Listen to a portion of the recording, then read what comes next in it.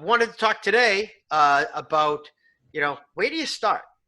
Like, where does, someone, and you and I can talk about how each of us kind of get started in the business. But somebody today who maybe they find themselves unemployed, maybe they find themselves really unhappy with what they're doing, and they need to have, a W-2 in order to try and get into real estate. Or maybe it's somebody who has a successful company and wants to understand and get more into real estate to diversify and achieve their financial freedom. So it's kind of what I wanted to talk about today, and the overall beginning of the business. So it's an excellent question, Andrew. It is. So tell me, like, for everybody, man, like, how did you get started?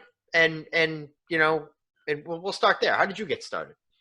I mean, most people get started with that FHA loan. It's a Federal Housing Administration, 3.5% down.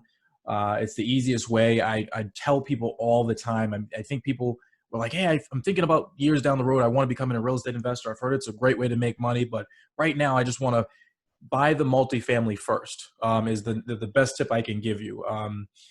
Most people go out and buy a single family. They use a small down payment. And then from there, it's difficult. So now you have to go put 20% down if you're going to want to go buy a 2-family or a 3-family or 4. I encourage people to start off by going into a multifamily first. You don't have to live there forever. You live there for a year or 2, or maybe less. Move out, rent that place, and now you have your first investment property. Now you can go buy an additional house or single family if that's what you want. Well, let me interrupt you for a second, but Sure. I mean, think about it too from a realistic perspective. Like, if you want to get into the landlording business, you want to get into the cash flow business. Yeah.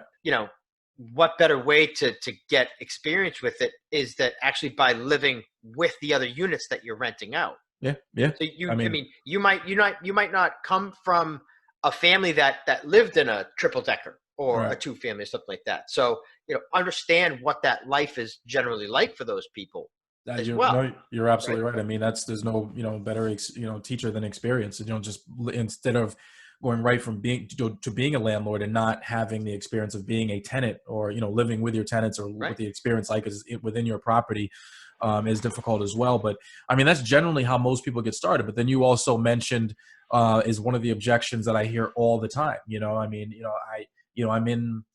I'm self-employed, so I don't necessarily have 2 years of work experience, or work history, or I only made X next year. Or now the big objection is going to be, well, I lost my job, coronavirus.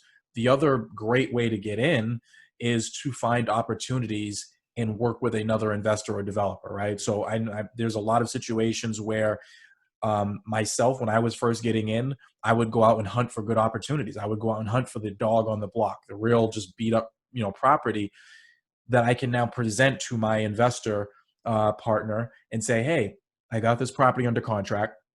It needs windows, it needs roof. I know that we can fix it up, and now it's going to be worth much more when it's all said and done, right? But the goal is for us to keep the property. It's almost like running a flip, just the same way you're doing a flip, but you're doing it with a multifamily building, and your intention is to keep it. The hardest part about this business is going out and finding good deals, good opportunities. So if you, as a new investor, can hit the phones, cold call, driving for dollars, bandit signs, whatever is door knock, whatever it is that you do in your market to find opportunities, present that, and then partner up with somebody who has the financial resources, right? When you first get into the business, and I apologize, I'm all over the place. No, you're not. When you first get into the business, you have more time than money. Yeah. Then it switches. There's a certain point where it kind of clicks, and you have more money than time. Yep.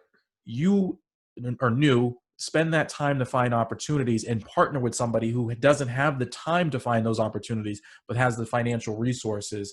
And then you can go in and negotiate, depending on how sweet the deal is, 10, 15, 20, 25% of the equity stake within that particular deal, as your ownership interest. So you might not own the property outright by yourself, but now you're building equity. You have some cash coming in, and you have assets that you can now leverage to go present yourself to a bank and say, hey, I own 10% of this property or 15% of this property or 20% of this property. I have a nice little portfolio. You have a resume that you can now present to the bank. And actually, when you get good at finding those deals, now you decide whether you want to continue to present them to that investor or keep them in-house yourself. Yeah, and